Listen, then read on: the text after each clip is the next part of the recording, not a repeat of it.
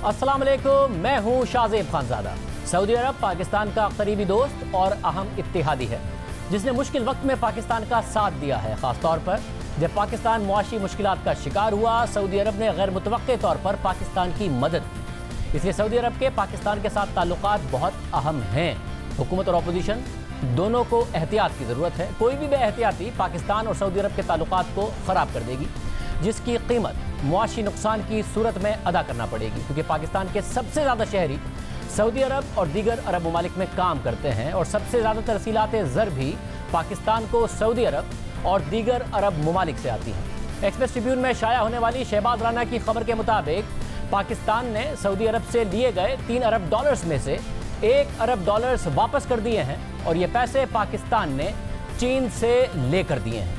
हुकूमती एदाद शुमार के मुताबिक 27 लाख पाकिस्तानी सऊदी अरब में रहते हैं, जबकि 16 लाख पाकिस्तानी मुत्तहिदा अरब अमारात में काम करते हैं। जबकि स्टेट बैंक के एदाद शुमार के मुताबिक गुज़िश्ता माली साल पाकिस्तानियों ने बैरून मुल्क से 23 अरब डॉलर्स भेजे।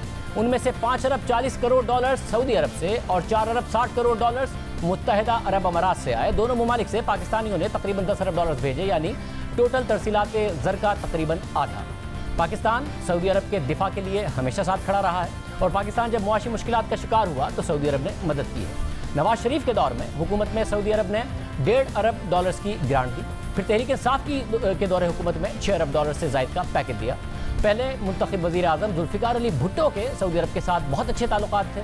फिर जब नवाज शरीफ के दौर में 1998 में एटमी धमाकों के बाद पाकिस्तान पर पाबंदी आयद हुई तो सऊदी अरब ने पाकिस्तान की मदद की। फिर जब जनरल परवेज़ मुशर्रफ ने नवाज शरीफ की मुंतखब हुकूमत का तख्ता उल्टा और नवाज शरीफ के खिलाफ मुकदमात कायम किए गए तो नवाज शरीफ ने सऊदी अरब में जिला वतनी इख्तियार की और वो तवील अरसे तक शाही मेहमान बनकर रहे। और फिर परवेज़ मुशर्रफ इक़्तिदार से अलग होकर बैरून मुल्क गए और उनके बैरून मुल्क असासों के बारे में सवालात उठाए गए तो परवेज़ मुशर्रफ ने खुद बताया कि सऊदी शाह अब्दुल्ला उन्हें अपना छोटा भाई समझते थे, इसलिए उन्होंने पैसे दिए, जिससे लंदन और दुबई में फ्लैट्स लिए। इसी तरह जब नवाज शरीफ की हुकूमत आई, पाकिस्तान मुआशी मुश्किलात का शिकार था, तो मार्च 2014 में सऊदी अरब ने पाकिस्तान को 1.5 अरब डॉलर्स गिफ्ट की सूरत में दे दिए। मगर 1 साल बाद पाकिस्तान और सऊदी अरब के ताल्लुकात में खराबी आई। 2015 के आगाज़ में सऊदी अरब ने यमन में हौसी बागियों के खिलाफ कार्रवाइयाँ शुरू की तो सऊदी अरब ने पाकिस्तानी हुकूमत से कहा कि वो यमन जंग का हिस्सा बने, जिस पर अपोजिशन की जमातों ने हुकूमत से मुतालबा किया कि पाकिस्तान को इस जंग का हिस्सा नहीं बनना चाहिए। खुद इमरान खान ने यही मुतालबा किया। अब सारी मुसलमान दुनिया में आग लगी हुई है, हमें चाहिए कि अमन का रोल प्ले करें और फ्रीक ना बने इसमें। मैं अभी भी कहूँगा कि कौम के सामने सीधा बताया जाए कि क्या कहा जा रहा है। कौम बड़ी खौफ में है, कौम को फिक्र है कि हम फिर से फ्रीक बनेंगे और अपने मुल्क को नुकसान पहुँचाएंगे। नवाज शरीफ हुकूमत फैसले के लिए इस मामले को पार्लियामेंट में ले गई और अप्रैल 2015 में पार्लियामेंट ने इत्तफाक राय से यह फैसला किया कि यमन की जंग में पाकिस्तान गैर जानिबदार रहेगा। पार्लियामेंट के इस फैसले से सऊदी अरब नाराज़ हो गया। इस करारदाद की मंजूरी के अगले दिन मुत्तहिदा अरब अमारात के वज़ीर मुमलिकत बराए खारजा उमूर ने यमन की जंग में गैर जानिबदार रहने के फैसले पर तनकीद की और उन्होंने खबरदार किया कि इस फैसला कुन मौके पर मुतज़ाद और मुबहम मौक़िफ़ पाकिस्तान को महंगा पड़ेगा और कहा कि पाकिस्तान को अरब ममालिक के साथ ताल्लुकात के पस मंज़र में वाज़े मौक़िफ़ इख्तियार करना चाहिए। फिर नवाज शरीफ नाअहल हुए तो हमारे ही प्रोग्राम में साबिक़ वफाकी वज़ीर ख्वाजा साद रफ़ीक ने कहा कि उन्हें यमन जंग का हिस्सा ना बनने के फैसले की सज़ा मिली। दुबई से जो वहाँ से सरकारी कागजात JIT लेके आई है वो फेक डॉक्यूमेंट्स हैं और हमारे पास अपने डॉक्यूमेंट्स अटेस्टेड वहाँ के मौजूद हैं। लेकिन जब वहाँ की अथॉरिटीज़ के साथ कांटेक्ट किया गया तो जवाब नहीं आया। तो जवाब क्यों नहीं आया हमें समझ आती है।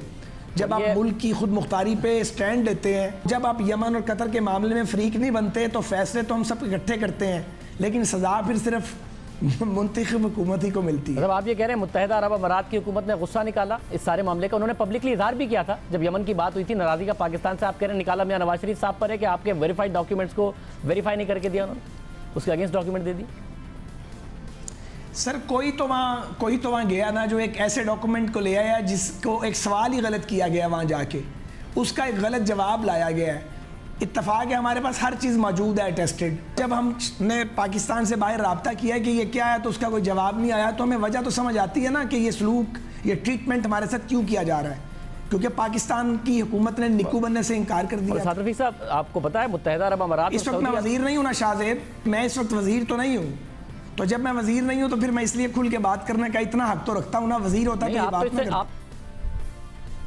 नवाज शरीफ हुकूमत के ताल्लुकात ख़राब हुए मगर रियासत के ताल्लुकात सऊदी अरब के साथ बेहतर रहे। रिटायरमेंट के कुछ ही दिनों के बाद साबिक आर्मी चीफ जनरल राहिल शरीफ को सऊदी अरब ने इस्लामी फ़ौजी इत्तेहाद का सरबराह बना दिया और जनरल राहिल शरीफ सऊदी अरब चले गए। बहरहाल नून लीग के बाद तहरीक इंसाफ की हुकूमत आई। तहरीक इंसाफ ने कोशिश की कि IMF प्रोग्राम में ना जाएं, इसलिए दोस्त ममालिक से राब्ते किए गए।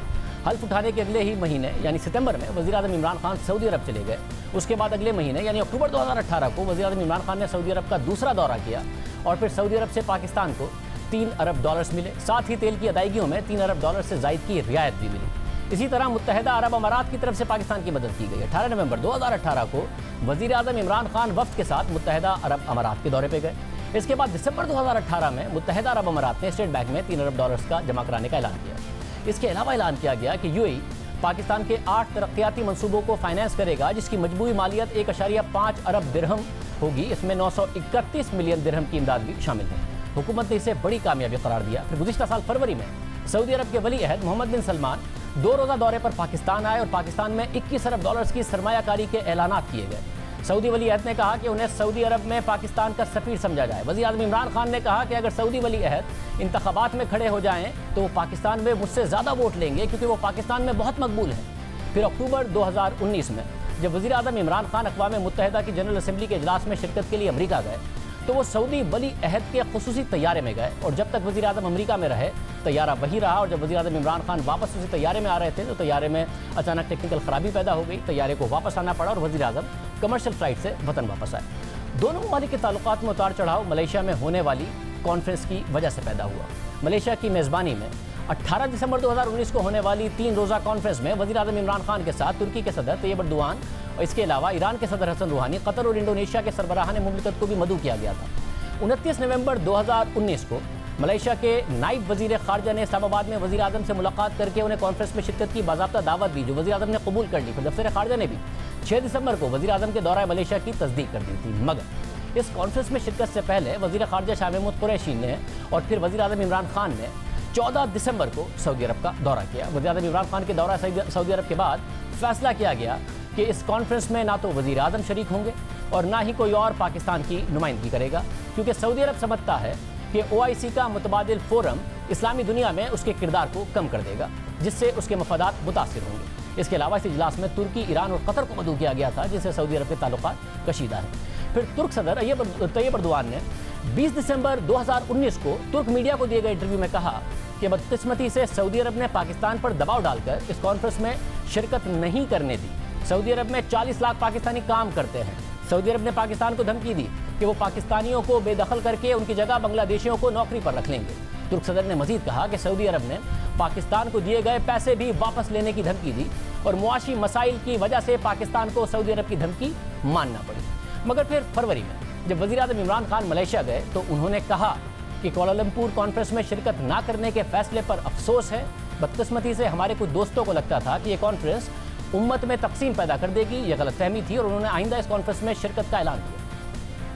I want to say how sad I was that I could not attend. मैं ये बताना चाहता हूँ मुझे किस कदर अफसोस है कि मैं दिसंबर में कुआलालंपुर कॉन्फ्रेंस में शिरकत नहीं कर पाया।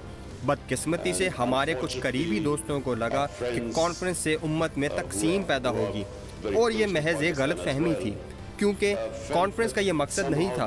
मेरे लिए कॉन्फ्रेंस इसलिए अहम थी, मैं ये समझता हूँ कि ये बहुत ज़रूरी है कि मुसलमान ममालिक, मगरबी ममालिक और गैर मुस्लिम ममालिक को इस्लाम के बारे में आगाह करें। आपने पहले कहा था कि केएल समिट में न आने पर आप अफसुर्दा थे। अगर अगले साल समिट होती है तो क्या आप आएंगे? Of course I would, because बिल्कुल मैं आऊँगा, क्योंकि ये बात अब वाज़ेह हो गई है कि कुआलालंपुर समिट का मकसद उम्मत को तकसीम करना नहीं था। कुआलालंपुर समिट के नताइज इससे कहीं हट कर थे। ये तो उम्मत को मुत्तहिद करने का एक ज़रिया था और मैं समिट में आने में खुशी महसूस करूँगा।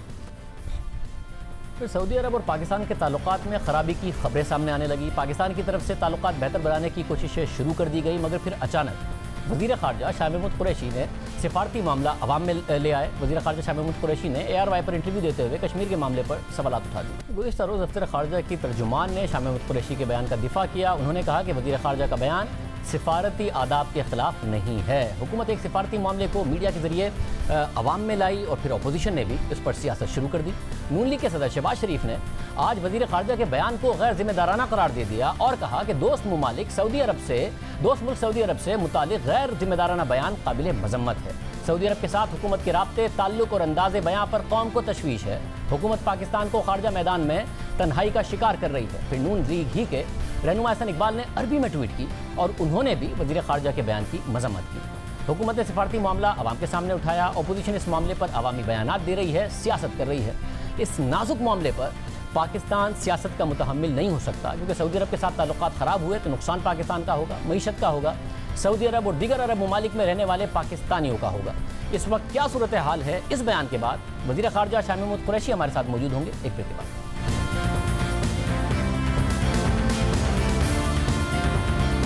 वज़ीर ख़ारजा शाह महमूद कुरैशी हमारे साथ मौजूद हैं। शाह साहब बहुत शुक्रिया। शाह साहब, ब्रेक से पहले हमने मामलात अवाम के सामने रखे, आपने बयान दिया। बयान से पहले आपने खुद ने कहा कि मेरे बयान से दफ्तर ख़ारजा में भी परेशानी फैल जाएगी, मगर मैं कहूँगा इमरान खान से, वज़ीर आज़म से, कि विद और विदाउट सऊदी अरेबिया आगे बढ़ें। अपोजिशन तनकीद कर रही है, गैर जिम्मेदाराना करार दे रही है, मजम्मत कर रही है और आपसे मुआज़रत का मुतालबा कर रही है। मैं समझता हूँ कि ऑपोजिशन उस बयान को उस तनाजुर में समझ नहीं रही और वो इस पे पॉलिटिकल पॉइंट स्कोरिंग कर रही है। देखिए, एक तरफ ऑपोजिशन बारहा तकाजा करती है कि हमें कश्मीर के इशू को हर मुनासिब फोरम पर उठाना चाहिए। अब अक़वाम मुत्तहिदा के बाद जहां हम ये इशू को एक साल में 3 मरतबा ले गए हैं सलामती काउंसिल में, भारत की मुखालफत के बावजूद दूसरा बड़ा फोरम जो है वो OIC का है। OIC के फोरम के लिए मैं इसलिए अर्ज कर रहा हूं कि OIC का इस पर एक मौक़िफ़ रहा है, एक तारीखी मौक़िफ़ रहा है। कॉन्टैक्ट ग्रुप उन्होंने एस्टैब्लिश किया, उस कॉन्टैक्ट ग्रुप के बयानात आते रहे हैं, उनके जॉइंट कम्युनिकेज आते रहे हैं, जो मकबूजा कश्मीर में ह्यूमन राइट्स वायलेशंस हैं उस पर वो इजहार करते रहे हैं। काउंसिल ऑफ फॉरेन मिनिस्टर्स एक बड़ा मुनासिब फोरम है जिसपे कि उम्मा के मसाइल, देखिए वहाँ मुसलमानों के साथ जुल्म हो रहा है, आप देख रहे हैं मसाजिद को ताले हैं, अज़ादारी की पाबंदी है, कुर्बानी की ईद वो नहीं अदा कर सके, उन पर जुल्म हो रहा है। आप देख रहे हैं कि दिल्ली में मुसलमानों के साथ क्या हुआ, आप देख रहे हैं कि बाबरी मस्जिद को शहीद किया गया और वहां राम मंदिर की ईंट रखी गई। अब ये सारे इश्यूज हैं, अगर इस पर हम बात करना चाहें तो ये सबसे मुनासिब और सबसे अफजल फोरम है। तो मैं उस फोरम से तकाजा कर रहा हूँ, दरख्वास्त कर रहा हूँ मोहतबाना कि आप पाकिस्तान की आवाम और कश्मीरियों के एहसास को समझिए। अब देखिए, ऑपोजिशन इसको कश्मीर के मसले को सियासत की नजर न करें। मुझे मालूम है उनकी सियासी मजबूरियां हैं, बहुत उनको मौके मिलेंगे सियासत करने के। इस मसले पे मेरी उनसे अपील है कि इसको सियासत न करें। सऊदी अरब हमारा मोहसिन है, मुझे एहसास है कि कितने पाकिस्तानी वहाँ रहते हैं, वहाँ रोजगार कमाते हैं, मुझे इस चीज का भी एहसास है कि उन्होंने आड़े वक्तों में हमारा साथ दिया। और मैं एक बार फिर कहता हूँ कि उस सरजमीन के दिफा के लिए हमारे लिए मुतबर्रिक है, हम अपनी जान देने को लिए तैयार हैं, लेकिन उन्हें हमारी आवाम की इस ख्वाहिश को ज़हन में रखना चाहिए। एक अपील है। शाह साहब, रिवायती तौर पर देखा है कि सऊदी अरब इस तरह पब्लिकली बयान देने को पसंद नहीं करता है, तो मैं ये जानना चाह रहा हूँ कि क्या ऐसा है कि आपने 1 साल तक भरपूर कोशिश की कि उनकी तरफ से कोई बयान दिया जाए, भारत की मजम्मत की जाए कश्मीर के मामले के हवाले से, भारत में मुसलमानों के हवाले से, और जब ऐसा नहीं हुआ तो फिर आप बयान देने पर मजबूर हुए, क्योंकि आपने खुद ने कहा कि दफ्तर खारजा परेशान हो जाएगा, आपने खुद ने कहा कि आप डिप्लोमेटिक नाइसिटीज़ को समझते हैं, फिर भी आपने बयान दिया? नहीं शाहजेब, मैं सऊदी अरेबिया का मशकूर हूँ, उन्होंने हमारी बात को सुना है, नहीं कह सकता कि उन्होंने सुना नहीं है, उन्होंने बिल्कुल सुना है। अभी जो कोविड के दौरान जो हमारी वर्चुअल कॉन्फ्रेंस हुई थी कश्मीर के कॉन्टैक्ट ग्रुप की, मैं बेहद मशकूर हूँ सऊदी वजीर खारजा का, जो खुद उसमें उन्होंने पार्टिसिपेट किया और उन्होंने बहुत उम्दा बातें की। आप जो जॉइंट हमारा स्टेटमेंट आया है, आप वो रिकॉर्ड का हिस्सा है, वेबसाइट पे मौजूद है, आप उसका मुताला कीजिए, आप पढ़ लीजिए, तो आपको जाहिर होगा कि सऊदी अरेबिया हो, उसमें पाकिस्तान हो, इधर ममालिक हो, उन्होंने पाकिस्तान की और कश्मीर के दर्द को समझा है। मेरी उनसे गुजारिश ये है, और मैं उनसे कहता रहा हूँ कि काउंसिल ऑफ फॉरेन मिनिस्टर्स का इजलास इसके लिए एक मौजू मुनासिब फोरम होगा। उनकी तजवीज भी आई थी कि स्पीकर का इजलास बुला लेते हैं, और सऊदी फॉरेन मिनिस्टर ने मुझे कोई तजवीज पेश की थी, मिनिस्टर साहब को भी तजवीज पेश की थी। हमने कहा बहुत मोहतरम है ये उनका फैसला, लेकिन जो इम्पैक्ट सफारती दुनिया में काउंसिल ऑफ फॉरेन मिनिस्टर्स का होगा वो उसका नहीं होगा। तो मेरी उनसे गुजारिश है, उनका हमदर्दाना रवैया था। मैं समझता हूं कि एक साल में हालात बिगड़े हैं। मेरी आज, मैं आपको अर्ज करता चलूं आपके प्रोग्राम पर, मेरी आज मुफस्सल सेक्रेटरी ऑफ स्टेट पोम्पियो से बात हुई है। मैंने पोम्पियो से जिक्र किया है कि एक साल में मकबूजा कश्मीर, जम्मू कश्मीर की सूरत हाल किस तरह बिगड़ी है। आज मेरी 5:15 बजे पाकिस्तान टाइम उनसे बात हुई है, और मैंने सारे हालात उनके सामने रखे और अपनी तशवीश का इजहार किया कि किस तरह भारत की हरकतों से, उनके इलीगल यूनिलैटरल एक्शन से ये पूरा इलाका जो है, पूरा खित्ता जो है वो गैर महफूज हो गया है। पुराना हादसा, कोई फ्लैश पॉइंट, अपना कोई फॉल्स फ्लैग ऑपरेशन होता है तो वो अनफोर्सीन उसके कॉन्सिक्वेंसेस हो सकते हैं। उन्होंने मेरी बात को बहुत अच्छे तरीके से सुना और कहा कि हम उनसे बात करेंगे, हम चाहते हैं कि पुरअमन तरीके से गुफ्तगू शुनीद से मामला हल हो। तो मैंने कहा गुफ्तगू शुनीद से इनकार कौन कर रहा है? बायलैटरलिज्म को दफन किसने किया है? यूनिलैटरल एक्शन किसने लिया है? ये चीजें समझने वाली हैं। सब ज़ाहिर अमेरिका की तरफ से बयानात दिए गए। सर ट्रंप ने भी कहा था मीडिएशन के लिए तैयार हैं, भारत नहीं मानता, अमेरिका ने भी कुछ नहीं किया। आपने कहा कि आंख बिचौली से बाहर निकले हैं। आपने सऊदी अरब के हवाले से ये भी कहा कि आपने तकाजा किया, मलेशिया के हवाले से हमने पूरा किया, अब मुस्लिम उम्मा आपसे तकाजा कर रही है। तो क्या ऐसी वजह थी, आपको लगता है कि वो किरदार अदा नहीं किया जा रहा जिसकी वजह से आपको मीडिया पर बयान देना पड़ा? नहीं, उन्होंने कुछ वक्त मांगा था और हम उसको समझते हैं।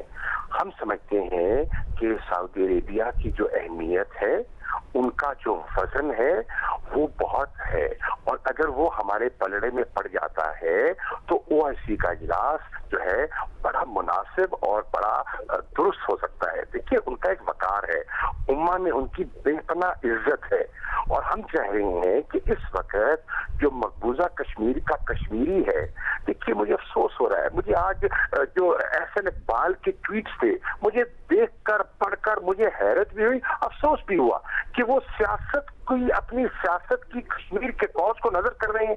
मुझे हैरानी हुई। ज़ाहिर है बहुत हसास मामला है, ऑपोजिशन को इस पर बिल्कुल सियासत नहीं करनी चाहिए, मगर जब उन्होंने, आप खुद कह रहे हैं उन्होंने टाइम मांगा था, तो क्या वो टाइम निकल चुका था? क्योंकि फिर आपने पब्लिकली बयान दिया, उसके जवाब में ऑपोजिशन ये बात कर रही है। देखिए, मैंने पब्लिकली जो कुछ कहा, उन्होंने जो कुछ अपनी तकरीर में फरमाया, मैंने बहुत अदब के दायरे के अंदर रहते हुए कल कौमी असेंबली में उनकी तकरीर का जवाब दिया। मैंने उनको बताया कि एक साल में हमने क्या कुछ किया है। मैंने ये भी कहा कि मैंने उनको बारहा दावत दी कि आप तशरीफ लाएं, अगर आप नहीं आ सकते मैं हाजिर होने को तैयार हूं। मैं अपनी पार्टी की क़यादत को कश्मीर के मसले पे बता दूंगा। मैं खान को, वजीर आजम को, अपने चेयरमैन को बता दूंगा कि मैं पाकिस्तान के तकाजों के लिए और सफीर पाकिस्तान के एजेंडे को आगे बढ़ाने के लिए कर रहा हूं। मैं लीडर ऑफ द ऑपोजिशन के चेंबर में जाने को तैयार हूं। मैं आपको आज मैं कह रहा हूं कि मैं उनको एक खत लिख रहा हूं। मैं बिलावल भुट्टो जरदारी को, मैं शहबाज शरीफ साहब को खत लिख रहा हूं कि दो अहम जमातों के आप सरबराह हैं, आपने बातें की हैं, बातें मत कीजिए, तजावीज दीजिए। आपकी हर तजवीज को जो काबिल अमल होगी हम सर आंखों पे रखते हैं, क्योंकि हम इस पर कौमी इत्तफाक राय को बरकरार रखना चाहते हैं। ये तो अपोजिशन का मामला हो गया। आपने जो बयान दिया उससे पहले भी सऊदी अरब ने, जब आपकी हुकूमत आई, इमदाद की और $1 अरब पिछले दिनों निकाल लिए। पाकिस्तान को चीन से वो पैसे लेके सऊदी अरब को देने पड़े। क्या कोई ताल्लुकात में, कशीदगी में कोई ऐसी चल रही है, कोई मामला ऐसा था? देखिए शाजिब, सुन लीजिए, मुझे अंदाजा है जो आप कह रहे हैं। पहली बात तो हम सऊदी अरब के बेपनाह मशहूर हैं कि कड़े इम्तिहान के वक्त में उन्होंने हमारा साथ दिया, और उन्होंने जब हमारा अभी IMF का पैकेज जो अभी फैसला कुन मराहिल में था, उन्होंने हमारा साथ दिया। मैं एक मरतबा फिर उनका शुक्रिया करना चाहूंगा। मैं क्राउन प्रिंस मोहम्मद बिन सलमान का दिल से अदा कराए से शुक्रिया अदा करना चाहूंगा। अब मत भूलिए कि पिछले दिनों में उनकी मईशत पर खासा दबाव आया है। ऑयल की प्राइसेस जिस तरह गिरी हैं, वो एक तारीखी हकीकत है कि बिल्कुल आपने देखा कि जीरो पर जो उनकी जो है वो कीमत आ गई थी। खैर उसने बाउंस बैक किया, लेकिन उसका इम्पैक्ट उनकी मईशत पर भी हुआ। हमने, हमारे दोस्त हैं, उन्होंने हमारी मुश्किलात को समझा, हमने उनकी मुश्किलात को समझना है। हम उनके लिए कल भी हाजिर थे, आज भी हाजिर हैं, और वो आज भी हमारे लिए दर्द रखते हैं।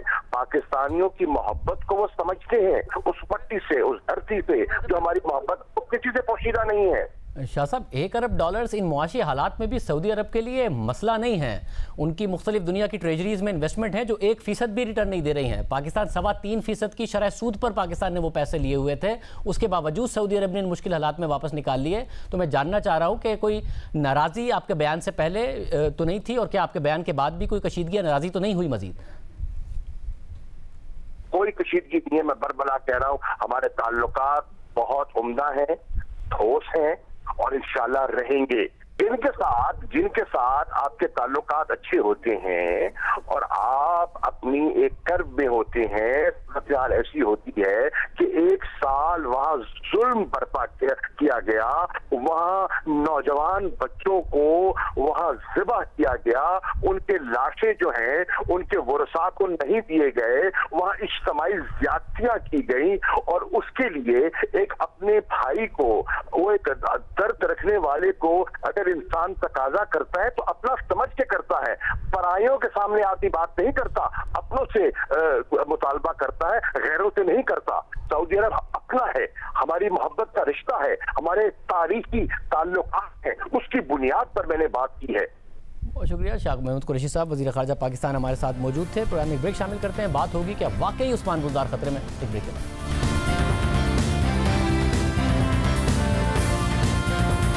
नैब ने तहरीक इंसाफ के मजीद 3 अरकान असेंबली को तलबी का नोटिस जारी कर दिया है, और ये बात उस वक्त हुई है जब गुज़िश्ता रोज़ ही वज़ीर आला पंजाब उस्मान बुज़दार को भी नैब ने शराब के गैर कानूनी लाइसेंस जारी करने के इल्ज़ाम में 12 अगस्त को तलब किया हुआ है, जबकि उनके साथ नून लीग की रहनुमा मरियम नवाज को भी 200 एकड़ सरकारी इराजी गैर कानूनी अलॉट कराने के इल्ज़ाम में 11 अगस्त को तलब किया है। मगर वज़ीर आला उस्मान बुज़दार को जिस केस में तलब किया गया है उस पर सवालात उठ रहे हैं कि क्या उस्मान बुज़दार को हटाने की कोशिशों का ये हिस्सा है या फिर अपोजिशन रहनुमाओं की तलबी को बैलेंस करने के लिए ऐसा किया जा रहा है। उस्मान बुज़दार पर इल्ज़ाम है कि उन्होंने डीजी एक्साइज के अख्तियारात को गैर कानूनी तौर पर खुद इस्तेमाल किया और लाहौर के एक निजी होटल को शराब का परमिट जारी किया। इस हवाले से वज़ीर इत्तलात पंजाब फयाज चौहान का कहना है कि वज़ीर आला पंजाब का इस मामले से कोई ताल्लुक ही नहीं है, उन्होंने ऐसा किया ही नहीं है, मगर वो नैब में पेश होंगे। दिलचस्प बात यह है कि नैब ने जिस केस में उस्मान बुज़दार को तलब किया उस पर अपोजिशन की दोनों बड़ी जमातों ने एतराज़ उठा दिया है। पंजाब असेंबली में पीपल्स पार्टी के पार्लिमानी लीडर हसन मुर्तज़ा का कहना है कि नैब उस्मान बुज़दार को मेगा करप्शन और इख्तियारात के नाजायज़ इस्तेमाल पर एहतसाब करने के बजाय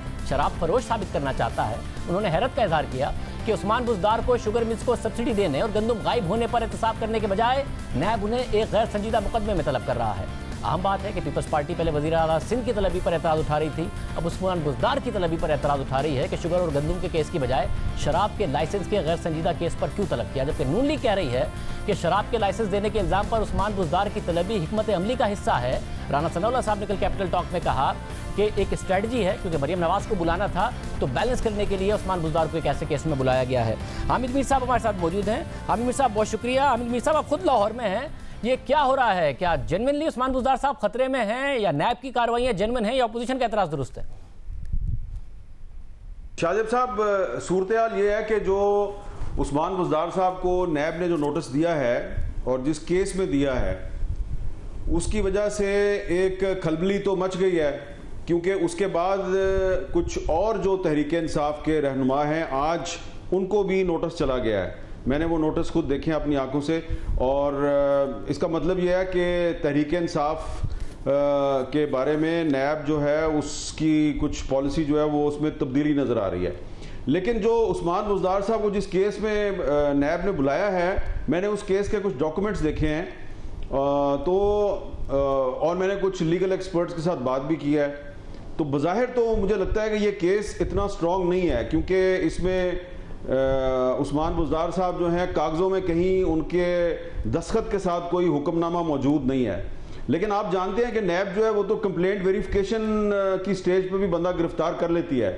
तो अगर तो उस्मान बुज़दार साहब जो हैं उनके अलावा कुछ और लोगों को भी नोटिस दे दिया गया जिनके मैंने नोटिस देखे भी हैं, तो नैब जो है लगता है उसने कि काफ़ी अपनी पॉलिसी चेंज की है और लोगों को भी वो अपनी गिरफ्त में लेने वाले हैं। तो लगता यह है कि सिर्फ उस्मान बुज़दार के लिए नहीं बल्कि तहरीक इंसाफ के लिए हालात सख्त होने वाले हैं। तो इस वक्त लाहौर में तो अब उस्मान बुज़दार साहब की जगह जो तहरीक इंसाफ का कोई चीफ मिनिस्टर कौन होगा उसकी भी बात हो रही है और परवेज़ लाई साहब की भी बात हो रही है।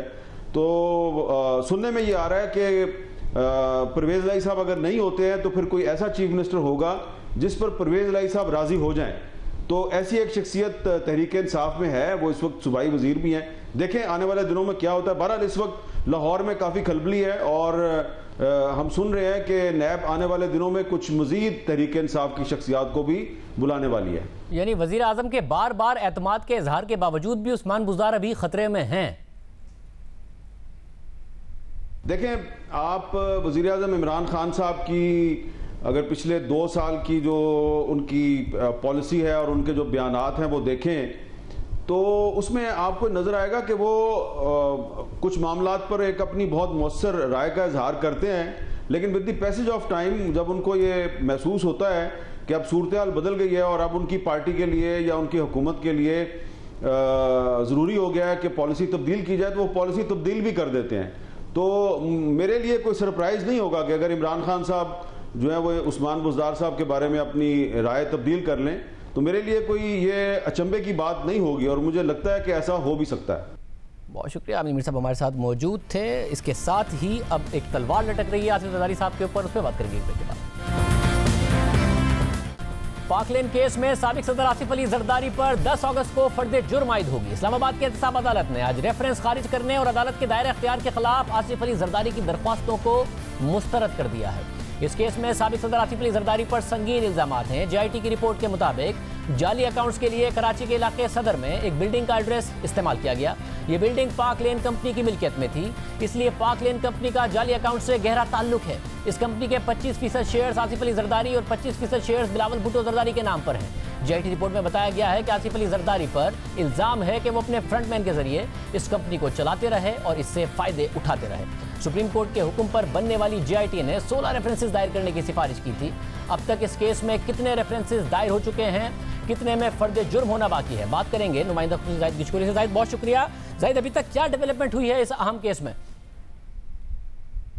शाहजेब हमारे ज़राए ये बता रहे हैं कि कौमी एहतसाब ब्यूरो ने 3 मुल्ज़मान के ख़िलाफ़ इस केस में जारी तहकीकात को फास्ट ट्रैक सिस्टम में शामिल किया है और ये पहली दफ़ा ऐसा हुआ है जिसमें वज़ीर आला सिंध सैयद अली शाह के खिलाफ रोशन सिंध और सिंध बैंक से 6 अरब रुपए के कर्जों की तहकीकात शामिल हैं। बिलावल भुट्टो जरदारी पाकिस्तान पीपल्स पार्टी के चेयरमैन के खिलाफ जरदारी ग्रुप और उपल 225 में मुबैना की जाने वाली इन्वेस्टिगेशन की तहकीकात शामिल हैं। साथ ही साबिक वज़ीर आला सिंध सैयद कैम अली शाह के खिलाफ 3 अरब रुपए के 2016 में अंदरून सिंध दिए जाने वाले मुख्तलिफ ठेके हैं। इसमें 70 मुल्ज़मान से ज़्यादा की तहकीकात कर रहा है नैब अब तक और 10 रेफरेंसेस फाइल किए गए हैं, लेकिन हमारी तहकीकात के मुताबिक नैब अब तक एक भी मुल्ज़िम के ख़िलाफ़ फ़र्द जुर्म आयद कराने में कामयाब नहीं हो सका।